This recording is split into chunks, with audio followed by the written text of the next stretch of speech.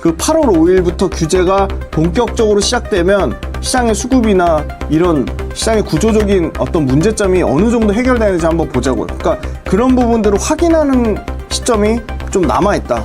그래서 지금은 좀 기다릴 때다. 내가 현금을 왕창 들고 있어서 주식 비중이 20% 미만이다. 그럼 지금 가격에서 비중 들어가서 분할로 접근하는 거 나쁘지 않은 것 같아요. 매주 화요일 저녁 8시에 진행되는 무료 특강 아래의 고정 댓글에서 신청해주세요. 안녕하세요. 김지훈의 훈훈한 주식 유튜브 채널을 운영하고 있고 빌리언스 캠퍼스라는 구독 모델을 운영하고 있는 전업투자자고요.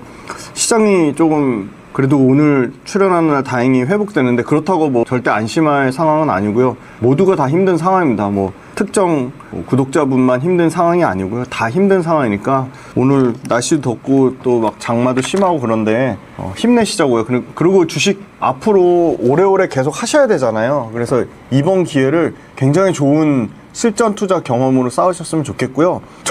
여기서 더 빠지는 게 무섭고 두렵다 그러면 시장을 아예 그냥 덮어두시고 잠시 그냥 본업에 충실하는 것도 또 좋은 방법이 될 것 같고요. 나는 그래도 너무 두렵고 겁나고 뭐 손실을 도저히 감내할 수 없다. 주식이 원래 위험자산이고 변동성이 큰 자산인데 그 변동성을 만약에 내가 감내할 수 없다고 하시면 주식시장을 떠나시는 게 맞습니다. 그리고 꼭 말씀드리고 싶은 거는 긍정론자가 주식시장에서 돈을 번다. 긍정론자랑 낙관론자는 다른 겁니다. 무조건 뭐 행복회로 희망회로 돌리는 게 아니라 시장에 대해서 좀 긍정적으로 보는 측면 그리고 판단은 객관적으로 하시되 지금 상황은 과도하게 좀 빠진 측면이 있다고 일단 그렇게 보고 있습니다. 코스피 한 달 30% 급락의 가장 큰 원인은 무엇입니까? 속도의 문제인 것 같아요. 속도가 너무 빨랐고요. 가장 많이 올랐습니다. 이미 작년에도 100% 가까이 올랐는데 올해도 지금 7,000선 중반까지 7,000이 깨졌죠. 6,000선 중반까지만 계산해도 거의 67%가 상승한 거거든요. 연초 대비해서 엄청난 상승입니다. 작년에도 1등이었고 올해도 1등이었으니까 당연히 가장 많이 올랐고 가장 빨리 올랐던 만큼 가장 많이 빠진 거고요. 그 다음에 중요한 건 사주는 주체가 없습니다. 첫 번째는 외국인이 계속 팔고 있습니다. 외국인이 1월달부터 6월달까지 합산 6개월 동안 160조 넘게 팔았습니다. 엄청나게 팔았고요. 기관도 돈이 없습니다. 그리고 개인 투자자들의 실탄도 조금씩 소진돼가는 모습입니다. 개인 투자자들의 실탄이 고객 예탁금이 134조까지 찍었다가 지금 107조, 106조 두 달 동안에 27조가 감소했습니다. 아무래도 그런 부분이 부담이 되는 거고요. 잠시만요. 그 다음에 이제 상대적인 그 위험자산 대비 안전자산의 매력도가 올라갔습니다. 지금 어제 기준으로요. 7월 22일 기준으로 미국 10년물 국채금리가 거의 4.6%에 육박합니다. 그러면 손실에 대한 리스크도 굉장히 낮으면서 거의 없는 거죠. 미 10년물 국채면 거의 100% 보장받는 상품이라 다름없는 거니까. 미 10년물 국채가 4%로 봤고요. 지금 저만 해도 이제 개별 자금의 유동성을 단기간에 확보할 때는 뭐 입출금 통장이나 CMA에 넣어놓는데 입출금 통장이나 CMA에도 쏠쏠찮게 3%세가 볼 수 있습니다. 그러면 위험자산이라는 거는 그만큼 변동성이 대신에 리스크에 대한 해지할 수 있는 기대 수익률이 높아야 되는데 채권 대비 주식의 기대 수익률이 낮아지고 있습니다. 그러니까 당연히 은행 예적금에서 엄청나게 빠르게 넘어갔던 부분, 그 다음에 채권에서 굉장히 빠르게 넘어갔던 부분, 퇴직연금에서 채권 혼합형에서 일부 주식형으로 갔던 부분, 상당 부분 다시 안전자산 쪽으로 리턴되는 상황이 있고 빅테크에 대한 기대감이 너무 컸는데 빅테크들이 최근에 여러 가지 노이즈가 나오면서 빅테크가 여러 가지 노이즈가 나오면서 메모리 반도체 사는 양을 좀 줄여야 될 것 같아.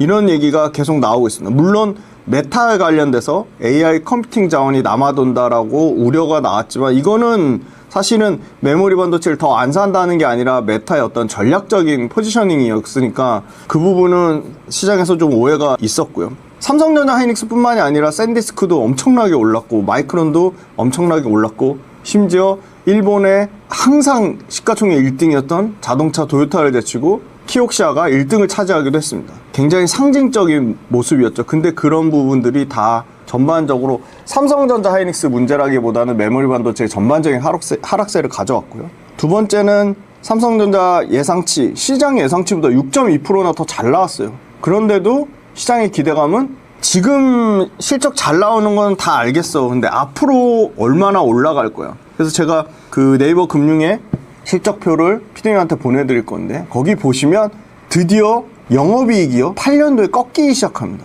단기순이익 마찬가지고요. 그러니까 무한정 실적이 역대급 최고치를 경신할 걸로 알았는데 삼성전자, 하이닉스 모두 28년도에는 실적이 꺾인다고 보는 거죠. 근데 그 전에 먼저 삼성전자, 하이닉스 모두 메모리 가격이 올해 4분기 기점으로 가격 증가율, 그러니까 가격의 상승률이 급격하게 둔화될 것으로 예상되고 있어요. 증권사에서는 계속 메모리 가격이 올라갈 것처럼 얘기하고 있지만 사실은 메모리 가격이 떨어질 가능성도 분명히 있는 겁니다. 마이크론이나 삼성전자, 하이닉스를 OP 마진을, 영업이익률을 85%씩 주면서 빅테크 또는 팹리스 또는 주문형 반도체 아식 업체들이 계속 그렇게 살 여력이 있어도 그렇게 안 살 겁니다. 앞으로는. 그 다음에 최근에 중국발 문샷 AI라는 스타트업 업체의 키미 K3가 나왔죠. 그게 굳이 비싼 미국의 빅테크 업체들의 AI 칩을 안 쓰더라도 똑같은 성능의 엄청나게 고성능의 가격은 절반 이하의 가격으로 심지어 학습형 AI가 추론형 AI까지 커버할 수 있다는 그런 얘기가 나오는데 근데 그것도 오해가 좀 있었죠. 사실은 그 K3, 키미 K3에 보면 거기에 들어가는 것도 거의 HBM3나 HBM3 최신 버전이 들어갑니다. 그러니까 어찌됐든 생각보다 메모리 반도체 엄청 싸게 살 거고 엄청 비싸게 살 거라는 거가 점점 더 노이즈가 계속 끼면서 시장의 우려를 계속 확산시키고 있는 거고요. 마지막으로 마침 딱 고점 때 이 레버리지, 단일 종목 레버리지 상품이 나오면서 정부에서 상당히 정책적으로 잘 만든 거죠. 그래서 어제는 굉장히 좀 조심스러운 부분인데 그 내용이 삭제됐더라고요. 한국투자신탁운영의 소위 말하는 ETF의 아버지라고 불리시는 분도 이거 당장 막아야 된다고 할 정도로 웩도독이라고 하잖아요. 꼬리가 몸통을 흔드는 그런 형태로 단일 종목 레버리지가 무슨 정부에서는 지금 이게 단일 종목 레버리지의 거래대금만 14조가 넘거든요. 조금 줄었대요. 그게 어제 기준은 12조 7천억이었거든요. 근데 이거를 5조 대까지 줄인다고 하는데 5조 대까지 그걸 강제로 줄일 수가 없는 거죠. 개인들이 자유 거래하는 상품이니까. 물론 예탁금을 3천만 원 올렸다고 하는데 상당히 보완책으로 나오기에는 너무 미흡하다. 그래서 지금 그 레버리지가 엄청나게 시장의 변동성을 키웠고 그 레버리지를 사기 위해서 다른 개별 종목들까지도 같이 폭락이 나오는, 그러니까 국내 투자자들이 극심한 쏠림 현상, 이런 부분들이 다 복합적으로 연결돼서 국내 증시만 좀 유독 빠졌다.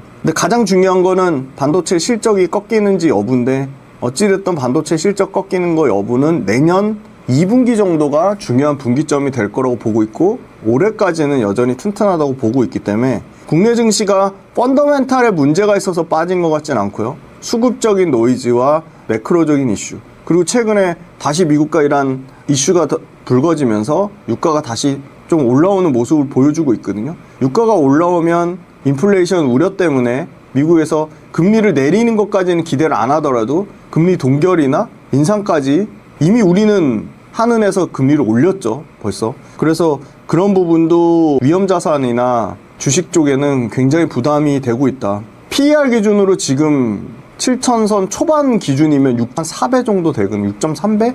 그러면 PER 밸류에이션으로는 비싼 건 아닌데 안타까운 거는 수급의 주체가 당분간도 외국인이 살지 기관이 살지는 아직은 미지수다. 네, 그렇게 보고 있습니다. 7월 증시 변동성 확대는 단순 조정일까요? 하락 추세의 시작일까요? 코스피, 그러니까 6개월 평균, 그러니까 차트가 중요한 이유는 거기에 투자자들의 심리가 녹여있기 때문인데요. 120일 이동평균선이라고 하는 거는 토요일, 일요일 빼면 6개월 이동평균선이니까 6,006 정도가 120일 이동평균선의 가격이거든요. 어제 기준으로. 오늘 조금 올라가겠지만. 그러면 120일 이동평균선 한 번도 깬 적이 없습니다. 최근 1년 동안. 근데 120일 이동평균선을 이탈했거든요.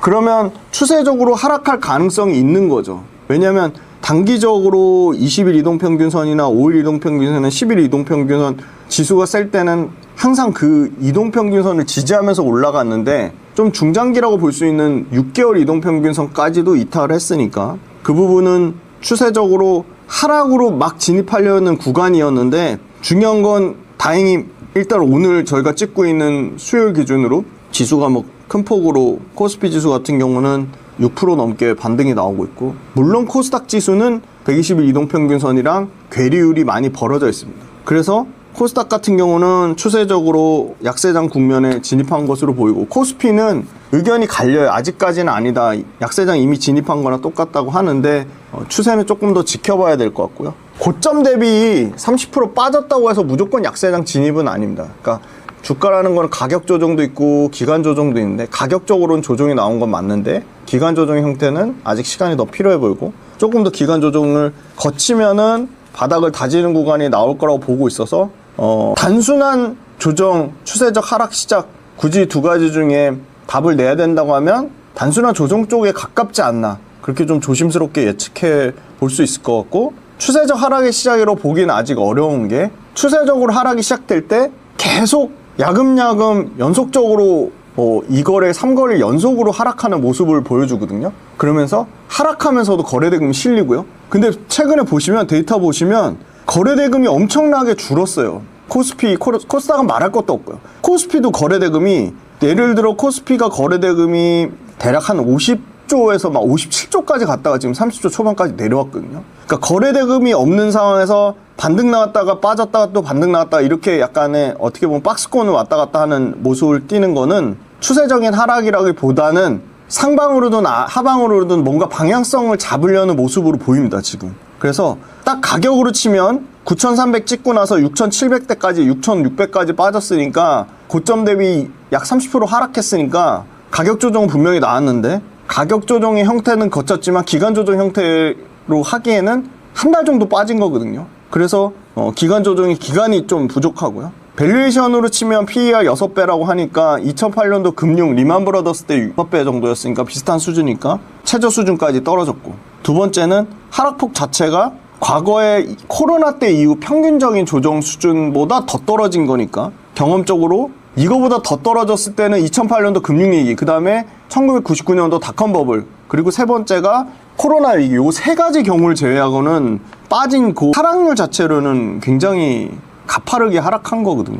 네 번째, 그리고 이제 평균선, 이동평균선이 중요한데, 20일 이동평균선이랑 60일 이동평균선하고의 괴리율이 20일 이동평균선 기준으로 하면 83%, 60일 이동평균선으로 하면 한 84%거든요. 그 80%, 84%의 의미가 뭐냐면, 20일 이동평균선 평균값이 100이라고 하면 그 100보다 83 정도까지밖에 못 찼다는 겁니다. 그러니까 17%가 더 밑에 있는 거죠. 60일 이동평균선에 84라는 거는 이 3개월 동안의 평균값을 100으로 잡으면 그거보다 100에도 못 미치는 84 정도밖에 안 된다는 거. 이렇게 낮은 이격도가 언제 있었냐면, 아까 말씀드렸듯이 2008년 리먼 때 이격도가 71에서 72였습니다. 그 다음에 2019년에서 21년 넘어갈 코로나 때가 이격도가 역시 비슷한 수준인 74에서 75였습니다. 그리고 IMF 때 76, 7 뭐 이랬습니다. 요 세 가지 경우를 빼면은 거의 바닥이다. 그래서 시장은 추세적인 하락이라기보다는 조정의 성격이 강해 보이고요. 네 번째는 실물 지표가 상당히 잘 나왔다. 7월 20일까지 따끈따끈한 엊그제 데이터, 수출 데이터에서 52.3% 증가했는데, 7월 20일까지 누적으로 20일간의 반도체 수출 데이터, 그 전달에는 199% 증가했는데 이번 달에도 101% 증가하면서 역대 최대치를 또 경신했습니다. 주가가 흔들리는 사이에 실제 펀더멘털은 굳건하게 유지되고 있다는 겁니다. 그 필라델피아 반도체 지수가 대략 5% 정도 상승했는데 아직 분기점은 오지도 않았다. 왜냐하면 목요일 아침에 알파벳 시작으로 29일날 마이크로소프트, 그 다음에 30일날 아마존, 다음 주에 또 애플, 빅테크 실적에서 설비 투자 계획 발표할 거거든요. 그러면 그 설비 투자 계획 발표하는 걸로 삼성전자, 하이닉스 주가에 또 한 번 다시 변동성을 야기시키는 분수령이 될 것 같습니다. 그래서 그게 아직 안 나왔고, 하이닉스 역시도 29일에 실적 발표하는데, 실적 발표 지금 시장의 컨센서스가 66조인데 그거보다 못 미치거나 뭐 소폭 겨우 뭐 몇천억 정도 상회하는 수준으로 나오면은 하이닉스 역시 변동성이 훨씬 커질 수 있다고 보고 있고요. 레버리지 청산 아직 끝나지 않았습니다. 반대매매 청산되는 거 하루에 1,000억씩 넘게 반대매매 청산이 되고 있거든요. 그게 어느 정도 진정성이 좀 나와야 되고요. 중동이란 지정학적 리스크 때문에 유가가 소폭 올라간 부분도 다시 $80 밑으로 70불 초반까지, 원래 6자까지 찍었다가 어느 순간에 88불까지 올라갔거든요. 그 유가에 대한 부분도 외부 지정 리스크가 해소돼야 되고, 그래서 결국은 당분간은 한 6,700에서 한 뭐 조심스럽게 예측해보면 6,700에서 한 7,800 그 사이 박스권에서 좀 왔다 갔다 하지 않을까. 급등락을 좀 반복하지 않을까. 근데 요번에 빅테크 이번 주에 목요일 날 새벽에 나오는 거 구글부터 해가지고 마이크로소프트, 아마존, 메타 실적 발표 때 빅테크 캐펙스 투자하는 거 예상보다 훨씬 둔화되게 나오면 훨씬 더 삼성전자 하이닉스 주가 더 추가적으로 빠질 가능성은 얼마든지 있다고 보고 있습니다. 코스피 저평가 구간에서 비중 확대와 추가 조정 대기 중 무엇이 맞을까요? 주식을 많이 갖고 있지 않아서 현금이 내가 뭐 50% 이상 있다. 그러면 지금 시점에서 저라면 10%씩 조금씩 분할로 사기에는 지금의 6,700, 800대에서는 나쁘지 않다고 보고요. 근데 다만 이제 이미 내가 주식을 왕창 들고 있다. 현금에 여력이 없다. 그러면 냉정하게 지금 갖고 있는 거 포트폴리오 점검을 하시면 좋을 것 같아요. 즉 상대적인 매력도가 떨어지는 거. 상대적인 매력도는 펀더멘탈은 실적이죠. 두 번째, 모멘텀, 글로벌 모멘텀. AI라는 모멘텀에 엮였는지, 또는 글로벌 에너지 공급망에 엮였는지, 또는 피지컬 AI 로봇이라는, 또는 자율주행, 또는 뭐 우주항공, 이런 모멘텀, 글로벌적으로 굉장히 메가 트렌드 모멘텀에 엮였는지, 세 번째는 외국인 또는 기관의 수급이 받쳐주고 있는지, 네 번째는 차트상으로 정배열하고 있는지, 이 네 가지가 다 만족하는 업종으로, 상대적인 매력도가 높은 업종으로 포트폴리오를 정리할 것 같아요. 내가 어떤 종목을 갖고 있는데 내가 처음에 매수할 때 세웠던 기준이 깨지지 않았는데 가격만 빠졌어요. 그러면 당연히 물량을 더 실는 게 맞는 거고, 근데 내가 처음에 세웠던 기준이 네 가지가 있었는데 지금 주가가 40% 더 빠졌어요. 50% 빠졌어요. 40%, 50% 빠진 입장에서도 내가 선택한 종목이 매력이 있는 것 같다. 그러면 포트폴리오를 유지하는 건데, 난 아무리 봐도 내가 갖고 있는 포트폴리오 종목을 팔아서 삼성전자 하이닉스를 타는 게 펀더멘탈, 외국인 기관 수급, 모멘텀, 차트적인 측면으로 봤을 때 아무리 봐도 내가 갖고 있는 종목보다 삼성전자 하이닉스가 더 나은 것 같아. 그러면 내 판단이 틀렸으면 빨리 인정하고 삼성전자 하이닉스로 갈아타는 게 맞다. 다만 삼성전자 하이닉스로 갈아탄다고 해서 거기서 반드시 수익 낸다는 보장도 없습니다. 그래서 지금의 시점에서 네 가지, 펀더멘탈, 글로벌 모멘텀, 차트, 외국인 기관 수급, 이 네 가지를 모두 점검하셔서 상대적인 매력도가 높은 업종으로 포트폴리오 지금이라도 교체하는 게 맞고요. 가장 지금 상황에서 최상의 전략은 아무것도 하지 않는 게 사실 제일 최상의 전략 같습니다. 일단은 아까 여러 가지 빅테크의 실적 발표도 아직 안 났고 여러 가지 외부 매크로적인 이슈도 해결되지 않았습니다. 그래서 결론적으로는 모두가 다 힘들고 고통스러운 상황이니까 조금만 어떤 더 빠지는 신호가 나오든 뭔가 강력한 반등이 나오든 뭐 외국인의 의미 있는 수급이 들어오든 빅테크의 캐펙스 투자가 상향 조정된다는 게 나오든 하이닉스가 시장에서 컨센서스보다 평균값보다 엄청나게 실적이 잘 나오든 어떤 뭔가 방향성을 잡아주는 굉장히 강력한 트리거, 아니면 8월 5일부터 드디어 단일 종목 레버리지 강화된 규정으로, 어찌됐든 그것도 미흡한데 그 규정으로 반도체 레버리지, 삼성전자 단일 종목, 하이닉스 단일 종목 레버리지 규제한다고 하잖아요. 그 8월 5일부터 규제가 본격적으로 시작되면 시장의 수급이나 이런 시장의 구조적인 어떤 문제점이 어느 정도 해결되는지 한번 보자고요. 그러니까 그런 부분들을 확인하는 시점이 좀 남아있다. 그래서 지금은 좀 기다릴 때다. 내가 현금을 왕창 들고 있어서 주식 비중이 20% 미만이다. 그럼 지금 가격에서 비중 들어가서 분할로 접근하는 거 나쁘지 않은 것 같아요. 근데 내가 현금이 없고 그냥 주식만 왕창 들고 있다고 하면 지금 상황은 좀 기다려야 될 때고 좀 쉬어갈 때다. 이렇게 말씀드리겠습니다. 소외주를 정리하고 반도체로 갈아타는 전략은 어떻게 보십니까? 소외주도 여러 가지가 있는데 실적이 뒷받침되는 소외주들 많거든요. 조선주도 철저하게 소외됐고 방산주도 소외됐고 사실은 전력기기도 엄청 소외됐고요. 원전까지도 지금 소외되고 있습니다. 소외되는 업종에 따라 다를 것 같고요. 반도체 쏠림이 얼마나 심각한지부터 보면 삼성전자 하이닉스가 시가총액으로 전체의 50% 가까이 되죠. 근데 우선주랑 SK스퀘어랑 삼성물산까지 합치면 거의 60% 가까이 됩니다. 너무 쏠림이 심한 거죠. 그러니까 반도체 빼면 코스피는 4천선이라고 해요. 반도체에 꼈기 때문에 7천선에 가까운 거고요. 근데 신고가 경신 중인 섹터가 전체 시장의 3분의 1에 불과하다. 그러면 소외주는 3분의 2에 해당되는 거죠. 근데 저는 무조건 소외주 팔고 반도체로 갈아타라고 말씀드리기 어려울 것 같아요. 언제 그랬냐는 듯이 항상 외국인이든 기관이든 수급은 돕니다. 순환매를 띄거든요. 계속 수급을 체크하는데 계속 안 오를 것 같았어요. 엄청나게 많이 빠졌어요. 대표적으로 두 가지 업종이 있습니다. 화장품하고 미용의료기기. 근데 아니나 다를까 화장품과 미용의료기기 주구장창 1년 내내 빠질 줄 알았는데 회복이 되고 있습니다. 특히나 소리 소문 없이 달바글로벌과 APR은 다시 역대급 신고가까지 왔습니다. 물론 미용의료기기의 파마리서치, LNC바이오, 휴젤, 클래시스 고점 대비 50% 넘게 빠지고 나서 이제 반등이 나오고 있습니다. 그러니까 주가는 아무도 예측할 수 없고 모릅니다. 근데 그럼에도 불구하고 냉정하게 상대적인 매력도를 따져보시는 거죠. 네 가지 측면.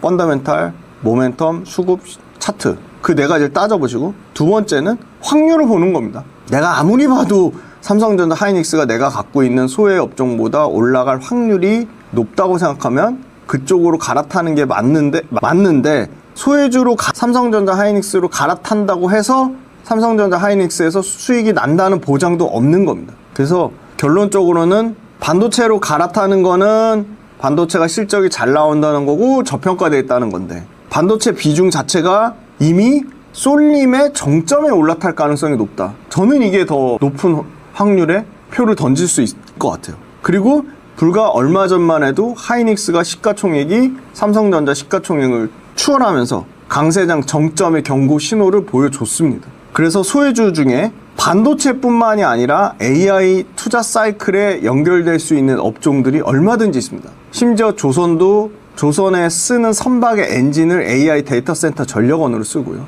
원전 말할 것도 없고요. AI 인프라 전력원이고요. 핵심 무탄소 전력원이고요. 방사는 사실 AI 사이클이랑 엮이긴 좀 어렵죠. 그 다음에 이제 전력기기가 있습니다. 이구동성으로 AI 데이터 센터 올해뿐만이 아니라 내년, 내후년에도 저전력의 중요성을 계속 강조하고 있습니다. 그래서 전력기기 역시도 공급의 쇼티지와 가격의 상승 효과가 꺾이지 않았습니다. 물론 주가가 선반영돼서 엄청나게 올라왔습니다. HD 현대 일렉트릭이 빠지니까 효성 중공업이 오르고 효성 중공업이 빠지니까 LS 일렉트릭이 올라가면서 이런 순환매적인 모습을 나타내고 있기 때문에 단순히 반도체가 아니라 소외된 업종을 갖고 있다고 해서 무조건 소외된 업종을 팔고 반도체로 갈아타기보다는 내 소외된 업종이 AI 사이클에 묻을 수 있냐 그걸 먼저 보시고 지금의 반도체로 올라탔을 때 쏠림의 정점에 내가 들어가는 게 아니냐 그거에 대한 냉정한 고민이 필요한 시점이다 이렇게 말씀드리겠습니다.